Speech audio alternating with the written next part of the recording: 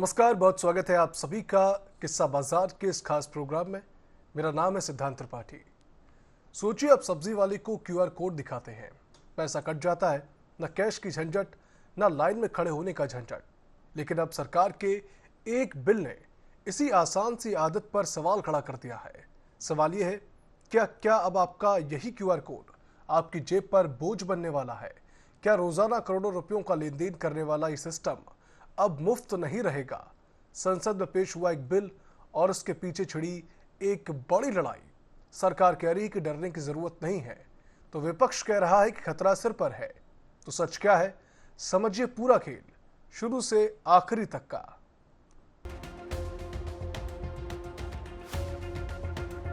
संसद में पेश हुआ taxation and other laws amendment bill 2026। इसका नाम भारी है, लेकिन असर सीधा आपकी जेब से जुड़ा है। इस बिल में एक लाइन है जिसने विपक्ष को आग बबूला कर दिया। दरअसल इस बिल में payment and settlement systems act 2007 की धारा 10A में संशोधन का प्रस्ताव है। यही वो धारा है जिसने अब तक यूपीआई और रुपे कार्ड को हर तरह के चार्ज से बचा रखा था। और जैसे इस धारा में छेड़छाड़ की बात सामने आई, कांग्रेस नेता जयराम रमेश मैदान में कूद पड़े। उन्होंने सोशल मीडिया पर सीधा आरोप लगाया, सरकार चुपके से वो कानूनी दीवार गिरा रही है जिसने अब तक यूपीआई को पूरी तरह मुफ्त रखा था। उनका इशारा साफ था, आज नहीं तो कल इसका बोझ आम आदमी की जेब पर ही पड़ेगा। लेकिन सरकार इस हमले पर चुप नहीं बैठी। वित्त मंत्री निर्मला सीतारमण खुद मैदान में उतरी, एक्स पर पोस्ट किया और विपक्ष के हर आरोप को सिरे से खारिज कर दिया। उन्होंने साफ साफ लिखा, एमडीआर का बोझ ग्राहक नहीं बल्कि दुकानदार और व्यापारी उठाएंगे। आम उपभोक्ता की जेब से 1 रुपया भी नहीं कटेगा। और सिर्फ इतना ही नहीं, उन्होंने ये भी बताया कि इस चार्ज से जो पैसा आएगा उसका इस्तेमाल कहाँ होगा। बैंकों और फिनटेक कंपनियों के इंफ्रास्ट्रक्चर को मजबूत करने में, सिक्योरिटी बढ़ाने में और नई तकनीक लाने में। यानी वित्त मंत्री का दावा है कि इसका फायदा घूम फिरकर आपके पास यानी कि जनता के पास ही आएगा। यूपीआई से जुड़ी खास बातें। UPI system real time fund transfer करता है। एक एप्लीकेशन में कई बैंक अकाउंट लिंक किए जा सकते हैं। किसी को पैसा भेजने के लिए आपको सिर्फ उसके मोबाइल नंबर, अकाउंट नंबर या यूपीआई आईडी की जरूरत पड़ती है। यूपीआई को आईएमपीएस के मॉडल पर डेवलप किया गया है, इसलिए यूपीआई ऐप के जरिए आप 24 घंटे 7 दिन बैंकिंग कर सकते हैं। यूपीआई से ऑनलाइन शॉपिंग करने के लिए OTP, CVV code, card number, expiry date आदि की जरूरत नहीं होती। अब सवाल ये उठता है, आखिर ये एमडीआर भला है क्या जिस पर इतना बवाल मचा है? तो सीधी भाषा में समझिए, मर्चेंट डिस्काउंट रेट यानी कि एमडीआर वो फीस है जो कोई दुकानदारी या व्यापारी बैंक और पेमेंट कंपनी को चुकाता है डिजिटल पेमेंट प्रोसेस करने के बदले। यानी ग्राहक की जेब यहाँ सीधे तौर पर शामिल ही नहीं होती। और अभी की स्थिति क्या है? यूपीआई और रुपे डेबिट कार्ड पर यह फीस है 0, बिल्कुल शून्य। पिछले कई सालों से यही नियम चला आ रहा है, लेकिन अब इसी शून्य को छेड़ने की तैयारी शुरू हो चुकी है और यहीं से जन्म लेता है असली विवाद। और अब वो आंकड़ा जिस पर टिकी है पूरी बहस। प्रस्ताव के मुताबिक 2000 रुपए के ऊपर के यूपीआई लेन देन पर 0.3 से 0.5% तक का चार्ज लगाया जा सकता है। सुनने में ये बड़ा झटका लग सकता है, लेकिन ठहरिए, घबराइए मत। ये तलवार सिर्फ बड़े व्यापारियों पर लटकेगी, वो भी सिर्फ उन पर जिनका सालाना कारोबार 1.5 करोड़ रुपए से ज्यादा है।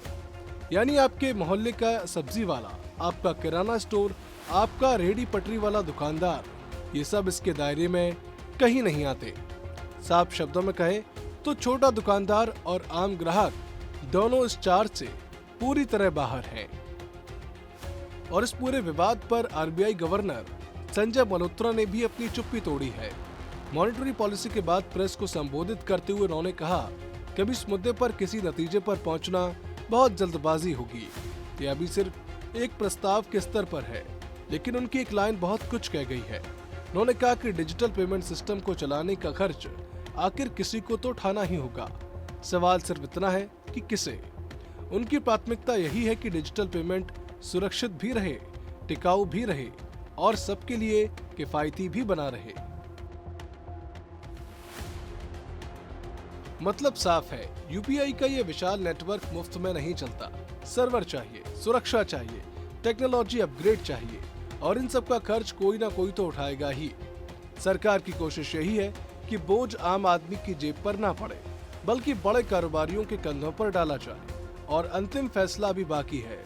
संसद से बिल पास होने के बाद एनपीसीआई की UPI and services steering committee इस पर आखिरी मुहर लगाएगी। तो नतीजा क्या निकला? आपका रोज का यूपीआई पेमेंट आज भी फ्री है, कल भी फ्री रहेगा। सरकार और आरबीआई दोनों ने साफ कर दिया है कि आम ग्राहक को कोई चिंता करने की जरूरत नहीं है। लेकिन एक सवाल हवा में जरूर तैर रहा है, डिजिटल इंडिया के सफर का बिल आखिर किसके नाम कटेगा? सरकार के, बैंकों के, या फिर घूम फिरकर आपके ही? 2015 वो साल जब देश के हर घर की रसोई से एक ही आवाज आई थी, मैगी बंद करो। शक था कि आपके बच्चे जो 2 मिनट में बना नूडल्स खा रहे हैं वो जहर है। दुकानदारों पर मुकदमे दर्ज हुए, कंपनियां कटघरे में खड़ी हुई। लेकिन अब पूरे 9 साल बाद दिल्ली हाईकोर्ट ने वो फैसला सुनाया जिसका इंतजार हजारों दुकानदारों का था। सवाल ये कि क्या मैगी विवाद पर आखिरकार लग गया है फुल स्टॉप? समझिए पूरी कहानी।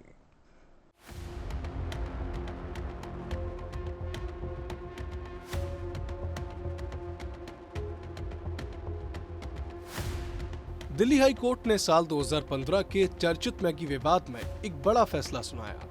दुकानदारों और सप्लायर्स के खिलाफ दर्ज सभी क्रिमिनल केस रद्द कर दिए गए। जस्टिस मधु जैन की बेंच ने साफ कहा, जब जांच की बुनियादी वैज्ञानिक रूप से खत्म हो चुकी है तो एक लंबा आपराधिक ट्रायल चलाना सरासर अन्याय होगा।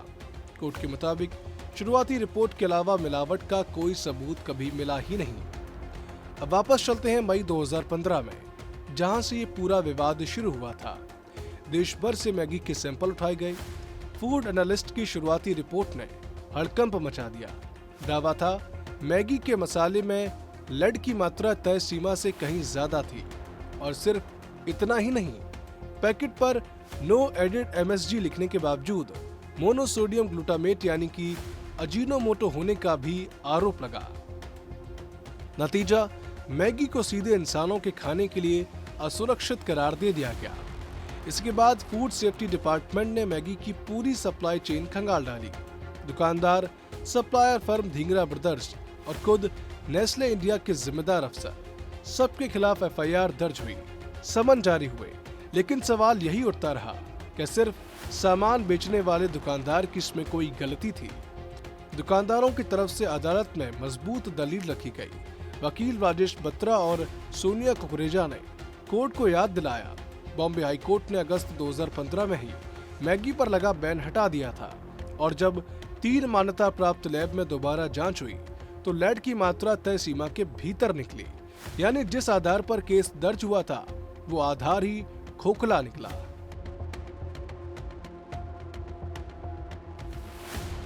लेकिन असली मोड़ आया जब मामला सुप्रीम कोर्ट पहुंचा। जनवरी 2016 में आदेश दिया गया कि मैसूर की central food technological research institute यानी कि CFTRI मैगी के सैंपलों की दोबारा वैज्ञानिक जांच करे। और इस सरकारी लैब की रिपोर्ट ने पूरी कहानी ही पलट दी। नतीजा साफ था, मैगी में लेड और अजीनोमोटो दोनों तय मानकों के भीतर। इतना ही नहीं, national consumer disputes redressal commission यानी कि NCDRC ने भी इस रिपोर्ट पर मुहर लगाई। कमीशन ने साफ कहा कि मैगी असुरक्षित थी, इसका कोई प्रमाण नहीं मिला और रेफरल लैब की रिपोर्ट को ही अंतिम माना जाएगा। दूसरी तरफ राज्य सरकार के वकील दिगम सिंह डागर ने कोशिश जरूर की कि केस रद्द न हो। उनकी दलील थी कि पुराने फैसले अलग संदर्भ में थे, लेकिन हाईकोर्ट ने यह दलील खारिज कर दी।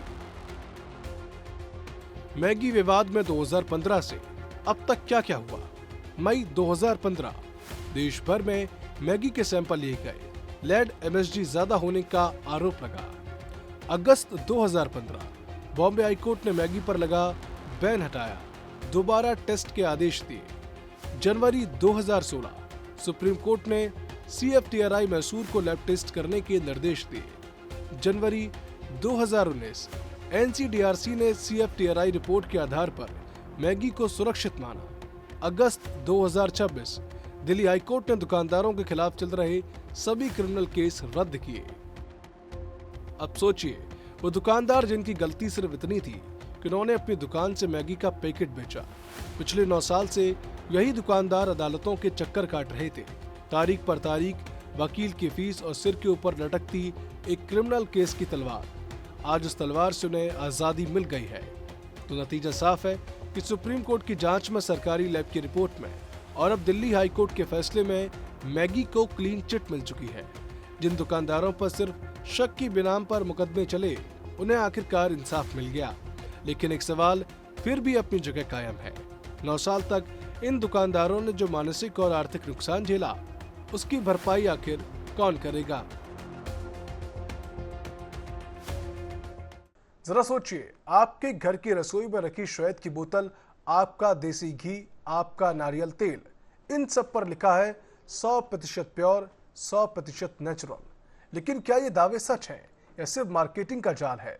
देश की सबसे बड़ी फूड रेगुलेटर FSSAI ने इसी सवाल पर डाबर के खिलाफ बड़ा एक्शन लिया था, बिक्री बंद करने का आदेश। लेकिन अब दिल्ली हाई कोर्ट ने इस पूरे मामले में एक नया मोड़ ला दिया है। समझिए आखिर माजरा क्या है।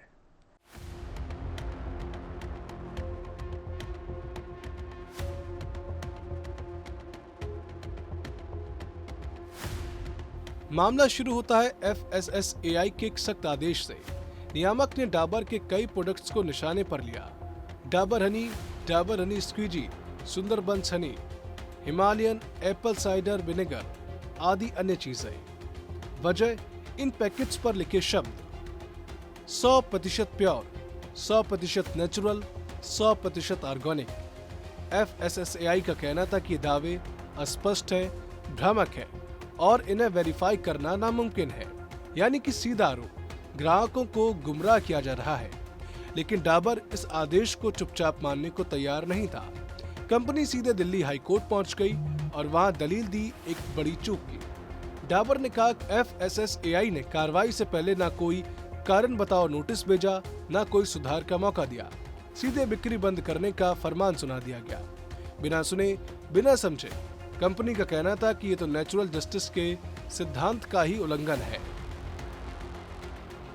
डाबर के किन किन प्रोडक्ट्स पर लगी थी रोक? शहद और ऑर्गेनिक हनी, गाय का घी, सेब का सिरका, वर्जिन कोकोनट ऑयल और तिल का तेल, नारियल पानी और नारियल दूध। और यही नहीं रुकी डाबर की दलील, कंपनी ने कानूनी पेंच भी उठाया। कहा गया कि FSSAI एक्ट की धारा 18 सिर्फ मार्गदर्शक सिद्धांत तय करती है, किसी अधिकारी को सीधे बिक्री रोकने का अधिकार नहीं देती। और सबसे बड़ी बात, FSSAI के आदेश में ये कहीं साफ नहीं किया गया कि आखिर 100% प्योर शब्द नियमों का उल्लंघन कैसे करता है। डाबर का तर्क था, शहद जैसे सिंगल इंग्रेडिएंट प्रोडक्ट के लिए 100% प्योर कहना आखिर गलत कैसे हो सकता है।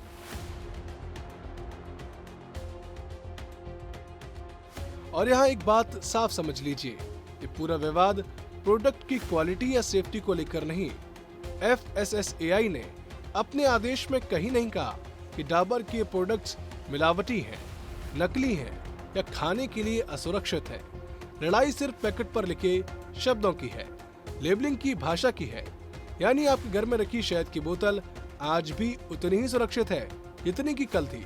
लेकिन क्या कहते हैं FSSAI के नियम, आइए जानते हैं।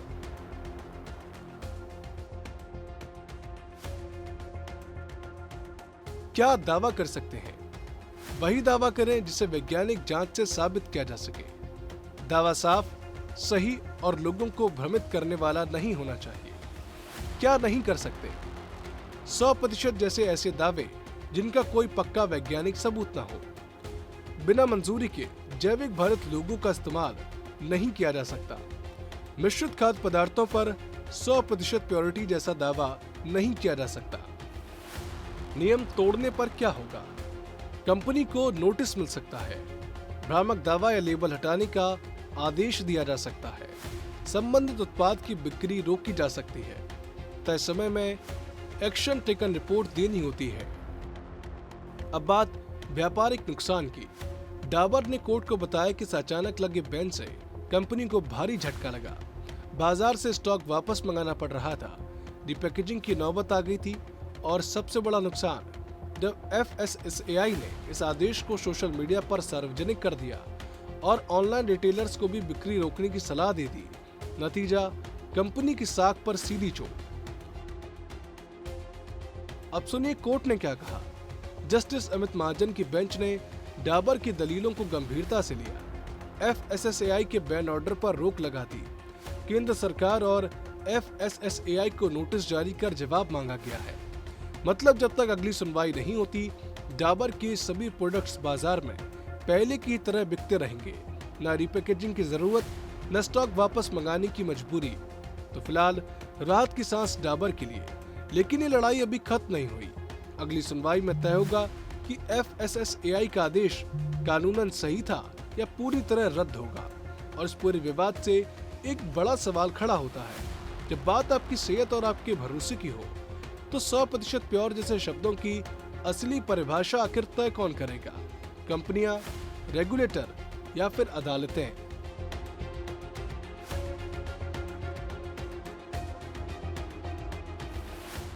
कल्पना कीजिए, आपने लोन की किस्त चुकाने में देरी की और अगली सुबह आपका फोन बंद हो गया। न कॉल जा रही है, न कोई मैसेज आ रहा है, सीधे ब्लॉक। ये कोई फिल्मी सीन नहीं है, बल्कि हजारों लोन लेने वालों की असली कहानी है। लेकिन अब रिजर्व बैंक ने इस मनमानी पर लगाम कस दी है। बड़ा सवाल, क्या बैंक आपका फोन बंद नहीं कर पाएंगे? समझिए RBI का ये नया फरमान।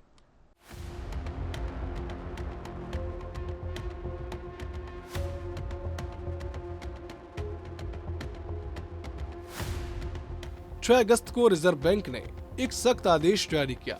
साफ शब्दों में कहा गया, पर्सनल लोन हो, होम लोन हो या कार लोन, अगर ग्राहक किस्त चुकाने में चूक जाए तो बैंक उसका मोबाइल फोन या लैपटॉप सॉफ्टवेयर के जरिए लॉक या डिसेबल नहीं कर सकते। ये सीधा हमला है उस तरीके पर जो अब तक रिकवरी एजेंट खुलेआम करते आए हैं।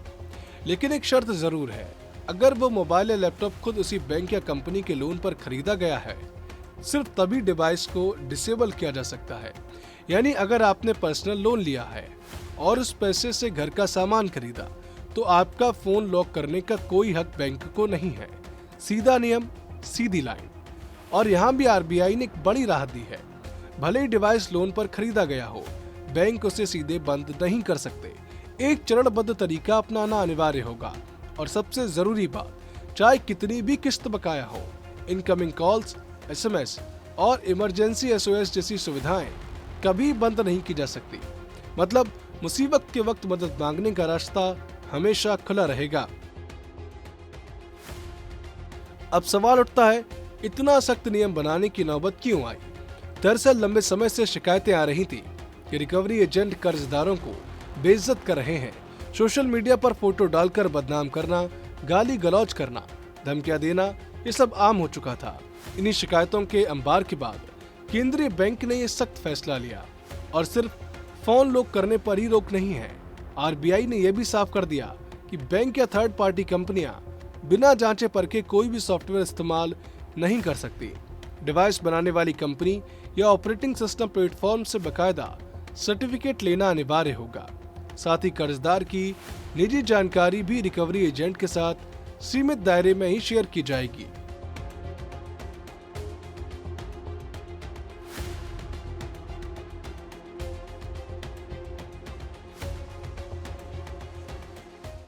यानी अब लोन रिकवरी की आड़ में न प्राइवेसी में सेंध लगेगी, न धमकी का खेल चलेगा।